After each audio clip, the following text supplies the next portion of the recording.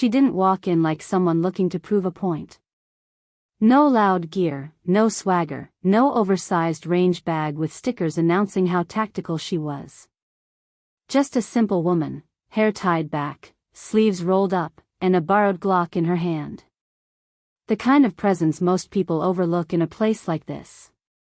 The indoor range was already buzzing with testosterone, noise, and the scent of gunpowder, a mix of military vets, ex-cops, and keyboard warriors all trading tips they picked up from YouTube videos or their third divorce. And in the middle of it walked this woman, quietly signing in, waiting her turn like anyone else. That's all she did, exist, and it was already too much for some of the men in that room. You could feel the glances bouncing off her like stray brass. First came the look of surprise, what's she doing here alone? Then the side smirks, bet she doesn't know the difference between a mag and a clip. And then the whispers started, not loud enough to be heard word for word, but loud enough for her to feel. The kind of condescending noise men make when they assume a woman's confidence is misplaced. And she didn't say a thing. No dramatic comeback. No trying to prove them wrong. She simply waited for her turn and loaded her mags slowly, like someone who'd done it 1,000 times before and didn't need an audience. A man in a tactical hoodie, with a gut that entered rooms before he did, leaned over to his buddy and whispered something with a chuckle. The buddy laughed too, a short, mean sound, and that's when the first comments slipped out loud enough for others to hear. Something about how soccer moms should stick to yoga mats. A few chuckled. Others just kept their eyes on their own targets, either too polite or too cowardly to get involved. But she still didn't flinch. She loaded that mag like every round she pushed and carried a memory. A reason. A name. When she finally stepped up to the lane, the guys behind her barely hid their smirks. She didn't bring her own gear, just borrowed a pair of range glasses and ear pro from the desk. Her stance was quiet, but squared. She didn't jerk the slide like she was trying to impress anyone. She racked it with calm precision, and then it happened. The first few shots, one after the other, punched through the center of the paper like she was stitching it up with lead. No wasted movement. No flinching. Just perfect, surgical groupings. The laughter stopped, not because they were suddenly impressed, but because now there was confusion. They didn't know whether to be impressed, intimidated, or embarrassed. But the real shift didn't happen until a man entered from the side entrance. Tall, broad-shouldered, military-bearing that doesn't fade with retirement. He wore a ball cap pulled low and carried a Pelican case, the kind that usually meant business. A couple guys nodded at him. You could tell by the way they acted, this wasn't just another range rat. This man had presence. A former SEAL commander, according to one of the instructors. He wasn't a loud man, but everyone seemed to quiet down a little once he entered. Not because he asked them to, but because they knew better. He was mid-conversation with the owner when he saw her. Not just saw her, but stopped cold. His eyes didn't go to the target. They didn't focus on the gun. They locked in on her left forearm, where a tattoo peeked out from under her rolled sleeve. It was small, simple, almost invisible to anyone not paying attention. But it froze him in his tracks. He took one step closer, eyebrows raised, not in confusion, but recognition. He said something under his breath. It sounded like a name. Or maybe a call sign. And then he nodded once. Not to her, but to himself. Like a puzzle piece had just clicked into place. And that's when the silence hit the room harder than any bullet ever could.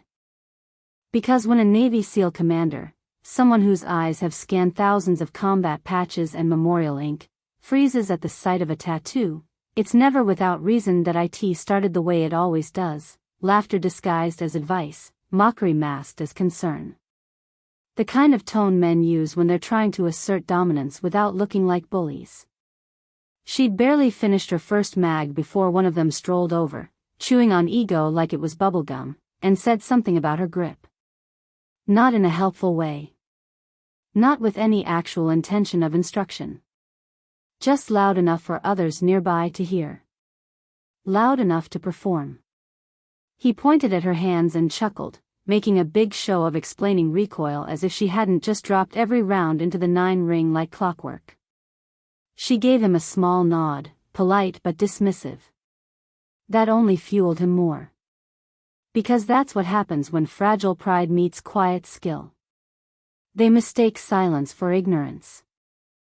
The man leaned closer, lowering his voice, but his words still rode the air like smoke.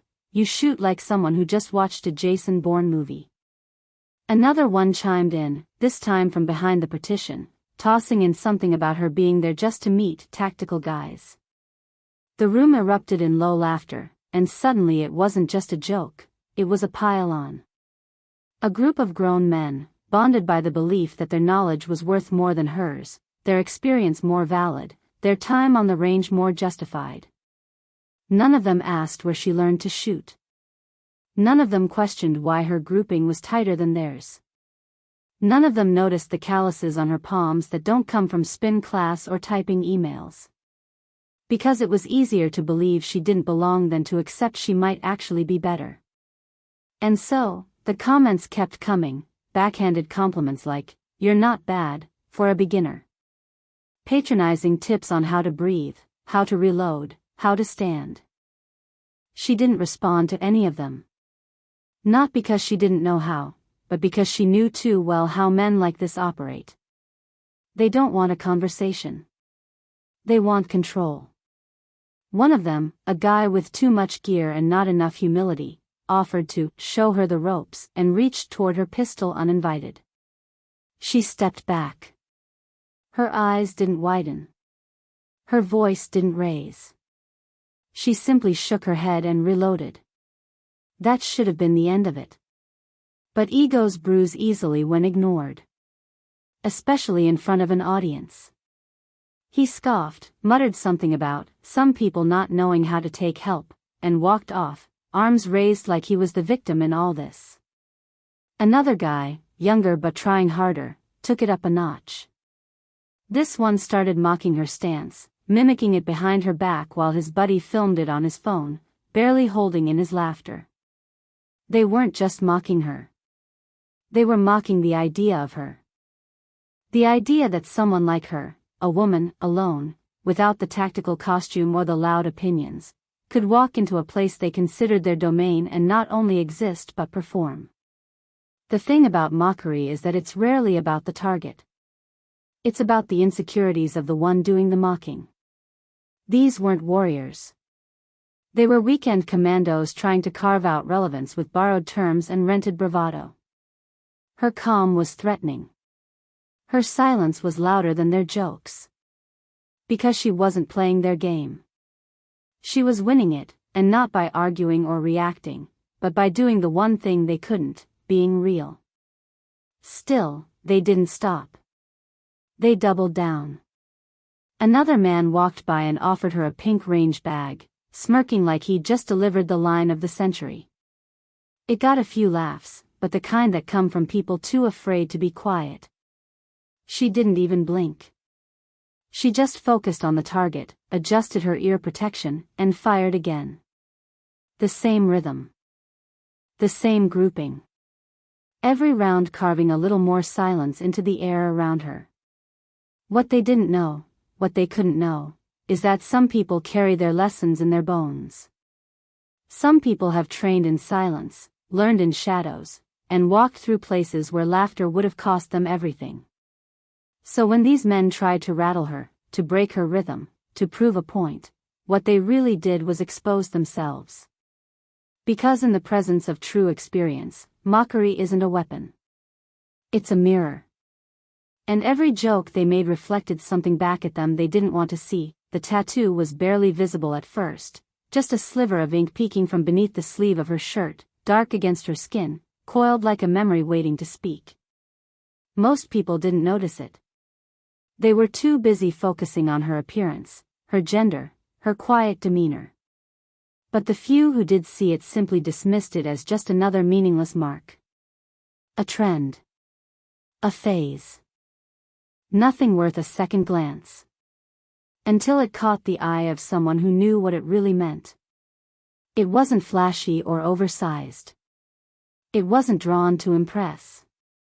It was small and intentional, placed just below the inside of her forearm, precisely where it would only be visible when she wanted it to be. No skulls or wings. No Latin phrases meant to sound deep. Just a single, stylized emblem, something between a trident and a set of coordinates. It didn't shout. It whispered. And those who could hear it, heard it loud. She hadn't looked at the tattoo since she entered the range. She didn't touch it. Didn't gesture toward it.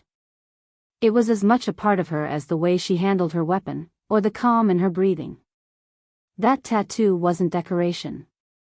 It was a scar you choose to wear on the outside. A reminder of a chapter closed, but never erased. Some tattoos are stories. Others are warnings. This one was both. She had gotten it years ago, in a place where silence and discipline were survival, and where symbols meant more than names. That ink marked a team, a mission, and a bond most civilians couldn't imagine, let alone understand. And for years, it stayed hidden. Not out of shame, but because the people who knew what it meant didn't need it explained. Those who mattered recognized it. And those who didn't? They had no business asking. The mocking men at the range never paused long enough to see it. They were too caught up in their own performances, too eager to belittle, to correct, to showcase their superiority. And all the while, she stood calmly, her arms steady, her sleeve rolled just enough to let that piece of her past breathe. She didn't advertise it. But she didn't hide it either. Then came the moment everything shifted, the SEAL commander, standing just outside her lane, his eyes locked on that inch of ink like it had just spoken his name. The change in his posture was immediate. He didn't speak at first. Just took a step forward, gaze sharpening as he scanned the design. There was no mistaking it. That was a unit mark. Not something you buy online. Not something you pick out of a book at a tattoo shop after a few drinks. This was earned. Burned into skin after earning the kind of trust that's tested by fire, fear, and final breaths. His silence carried weight. And soon, others noticed. The men who had been mocking her turned to look, unsure of what had interrupted the atmosphere. Confusion bloomed on their faces as the SEAL commander nodded, slowly, then raised his hand, not in salute, but in a quiet sign of respect. The kind that doesn't need words. You could see the recognition ripple across the room. Eyes darting between the woman and the tattoo. The commander and his reaction. Suddenly the whispers stopped. The smirks faded. And the air thickened with something unspoken. Because in that moment, it became clear, she wasn't just some woman trying her hand at target shooting. She was someone who had earned a level of respect those men could only pretend to understand. The tattoo, now in full view, became a symbol of reversal. It rewrote the narrative in an instant. The very mark they had ignored or mocked was now commanding attention, admiration, and a heavy silence that said more than any bullet ever could. For years, it had been a personal reminder of who she was, who she lost, and what she survived. But now, for the first time in a long time, it became something else, a truth revealed. And still, she said nothing. She didn't point to the tattoo. She didn't announce her past. She didn't bask in the sudden shift in attitude. She just holstered her weapon, took a deep breath, and stood still, letting the weight of that ink speak for itself. Because she knew exactly what that symbol meant. And now, finally, so did they. The SEAL commander didn't need a briefing. He didn't need to ask questions, or hear anyone explain the situation unfolding in front of him. All it took was a glance at the tattoo on her forearm, and he understood more than anyone else in the room ever could. His steps slowed, not out of hesitation, but out of respect. A moment of recognition passed through his eyes, and his whole demeanor shifted, from composed and observant to reverent and quietly stunned. He didn't rush to speak. Men like him knew the power of silence, especially in the presence of something sacred. That tattoo wasn't just ink, it was a message. It carried stories, pain, sacrifice, and survival. And only someone who had walked the same terrain could understand the weight it bore. His eyes weren't scanning her weapon, her stance, or her target sheet. They were locked on that piece of skin, as if reading a name carved in stone. He stepped forward slowly, eyes fixed on the design. It wasn't flashy or dramatic, just a clean, precise emblem, a unit crest embedded with coordinates, and a series of small, meaningful additions only those from the inside would recognize. His lips parted like he was about to speak, but then closed again. The recognition hit hard. That wasn't just a symbol. That was a shared history. The kind built through long nights, sudden orders, and missions that never made it into any press release. One of the younger men at the range saw the commander's reaction and raised an eyebrow, confused. The same guy who had mocked her stance not 10 minutes earlier now stood awkwardly, trying to decipher the unspoken moment between two people connected by something none of them could see. The SEAL commander's breathing deepened, like he was grounding himself, bracing against a rush of memory. He finally spoke, not loudly, not dramatically, but with a calm precision that turned heads. "Where do you serve?" he asked her, not because he didn't know, but because the ritual of asking was part of the bond. She didn't say a word. Just lifted her sleeve an inch higher. Beneath the visible ink were two more lines, an embedded date and a small, stylized emblem from a joint task force that had operated in the shadows for years. It was a silent answer. The commander let out a quiet breath, almost like a prayer. He didn't smile. He didn't salute. He just gave a slow, respectful nod. One vet to another. One warrior recognizing another, not based on rank, not based on uniform, but on a shared scar. The kind of respect that isn't taught in boot camp or written into protocol, it's earned in blood, sweat, and grief. By now, the entire range had quieted. The laughter from earlier was long gone. Nobody reached for their phones. Nobody whispered. It was like time had stilled. Because the moment the commander stopped in front of her, everything about the situation changed. This wasn't a woman being underestimated anymore. This was someone the most experienced man in the room had just acknowledged as an equal, maybe even a superior. The men who had mocked her started to shift uncomfortably, realizing they had misjudged everything. Their jokes had aged badly, turning into embarrassment right before their eyes. They looked at each other, trying to grasp what they had missed. They stared at the tattoo now, hoping to decode its meaning, but it was already too late. That symbol wasn't for them. It never had been. The commander didn't linger. He didn't make a speech. He gave her space, not because she needed it, but because she had earned it long before any of them had ever stepped foot on that range. She didn't react with pride or superiority. She didn't smirk at the men who had belittled her. She simply returned the commander's nod, a brief, almost imperceptible gesture that said more than words could. Because in their world, words were often too loud for truth. The real language was silence, symbols, and shared understanding. Respect doesn't always walk in the front door with a loud voice and a puffed chest. Sometimes, it moves like a shadow, slow and deliberate, waiting for the right moment to reveal itself. That's exactly how it arrived that day, unexpected, late, and heavy. It didn't come from the men who first laid eyes on her and dismissed her as a joke. It didn't come from the sarcastic smirks or the forced laughter echoing off the walls. It came in a single moment, so fast and quiet that by the time it hit, everyone realized they had been watching the wrong thing the whole time. The sound of her shots had been consistent, tight rhythm, no hesitation, clean execution. But nobody really paid attention until the SEAL commander stood still, transfixed by the tattoo she wore like armor. Suddenly, the same men who mocked her were now watching with sharpened awareness, trying to backtrack their assumptions. What had they missed? How had they failed to notice what the commander saw in an instant? The silence in the room grew louder with every second, pressing against egos and peeling back layers of false confidence. The respect, when it came, didn't look like applause or praise. It looked like eyes avoiding contact. Like posture shifting.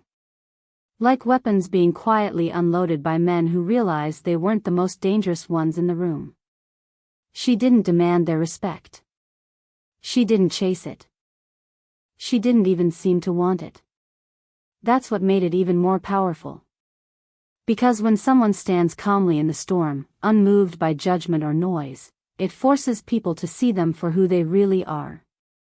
Respect isn't about who talks the loudest, it's about who carries the most without needing to announce it.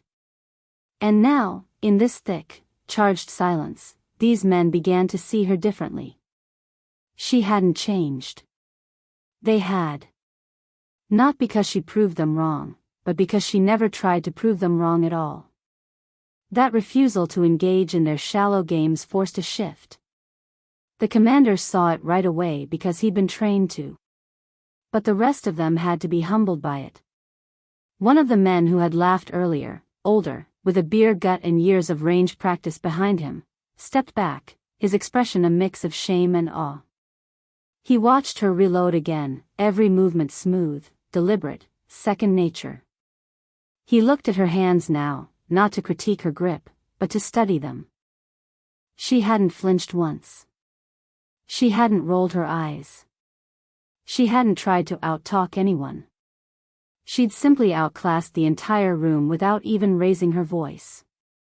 The younger guy who had mimicked her earlier was now staring at the target she'd put up. He kept glancing back at his own.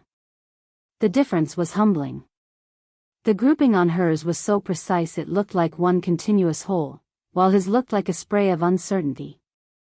You could almost see the internal dialogue he was having with himself, trying to make sense of the transformation, how someone he thought so little of just minutes ago now stood as a quiet giant in a room full of pretend warriors.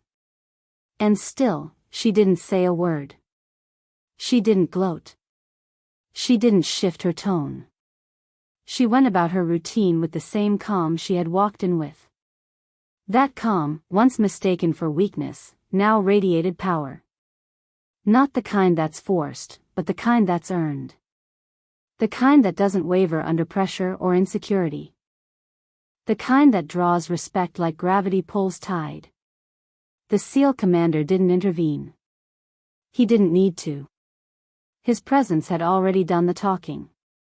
He stood near the exit now, arms crossed, watching her like someone reviewing an old friend. Not an inspection, an acknowledgement. One soldier recognizing another. And in that silent connection, something spread across the room, a recalibration. A new understanding. The kind of respect that can't be taught in a weekend class or bought with gear. She finished her final mag, cleared the weapon, and stepped away from the lane. No applause followed. No forced compliments. Just a long, lingering quiet, as the men around her watched with the realization that they hadn't been in control of the room at all. They had just been loud in it. The real control, the real authority, had been in her hands the whole time. It wasn't just the accuracy of her shooting or the meaning of her tattoo that demanded respect, it was the way she carried herself. The patience. The restraint. The quiet strength that made every insult and assumption seem smaller. In hindsight, she didn't speak until it was time to leave. Not because she was timid or unsure, but because silence had always been her sharpest weapon. Every move she made, every breath she took on that range, was measured, intentional, and rooted in something deeper than most people could understand. There was no need to prove herself to anyone, not when every round she fired spoke louder than words, not when the tattoo on her forearm whispered a history no amount of bravado could fake. She knew who she was long before she stepped onto that range. The others were just catching up. The beauty of staying silent until it matters most is that people don't see you coming. They misjudge your stillness. They assume quiet means weak. That's where they go wrong.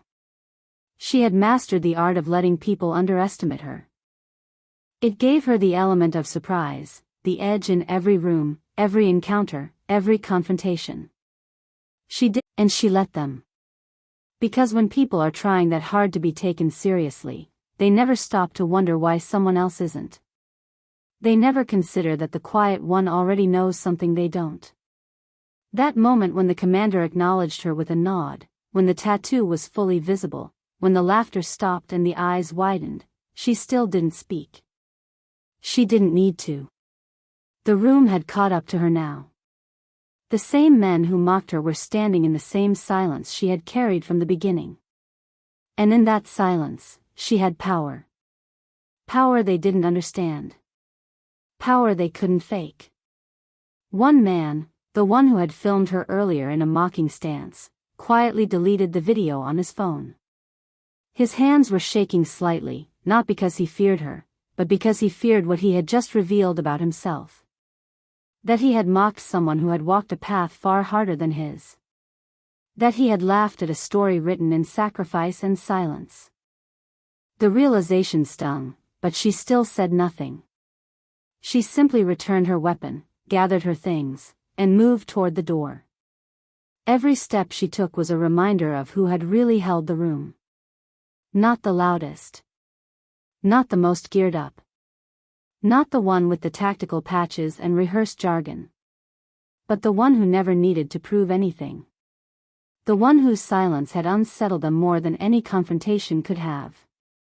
The one whose calm presence had shifted the tone of the entire building without raising a single word. She paused at the exit, not to deliver some triumphant line or throw back a parting shot, but to nod at the commander one last time. A mutual acknowledgement passed between them again, two people who understood the cost of their experiences, and the strength it takes to carry it without putting it on display. The commander returned the nod with a subtle but unmistakable expression of admiration. Not just for what she had done, but for what she hadn't done. She could have put them in their place with one story. She could have outshouted them with rank or record. But she didn't. She let them walk into their own lessons. She let them talk themselves out of their credibility. She let them underestimate her, then watched them stumble over their own assumptions. Because sometimes, the most powerful thing you can do is stay quiet long enough for the truth to reveal itself. Not just about who you are, but about who they are when no one's performing for them. The silence she brought in had unsettled the whole dynamic of the room. Not because it was uncomfortable, but because it was honest. It stripped away the layers of showmanship, the false confidence, the performative masculinity, and replaced it with something they rarely encountered: authentic, earned presence. A presence that didn't